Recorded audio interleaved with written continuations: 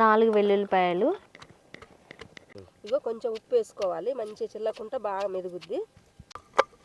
ఇగో ఒక చెంచాడు జీలకర్ర, కచ్చిపిచ్చి ఈ మాదిరి మెత్తగా ఇట్లా నూరుకోవాలి. ఇంకా 2 చెంచాల కారం, పావు నూనె. ఇది మంచిగా వచ్చింది అత్తమ్మ వెల్లుల్లి ముద్ద.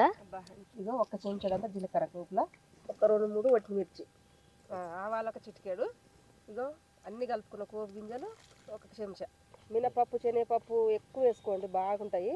ఇగో 2 రెబ్బల కరివేపాకు, 1 చిటికెడంతా పసుపు. ఏనా అసలు ఏ కూర పనికిరాదు, ఇది వేసుకుని తినాలి. ఇట్లా తిను. ఆల్రెడీ నా చేయికి వెల్లుల్లి కారం తీసిన, ఇంకా మొత్తం కలిపేసుకుంటున్నా. నేను తింటా కారం బాగానే తింటా. తిందామా? తిను ఫస్ట్ నీకే.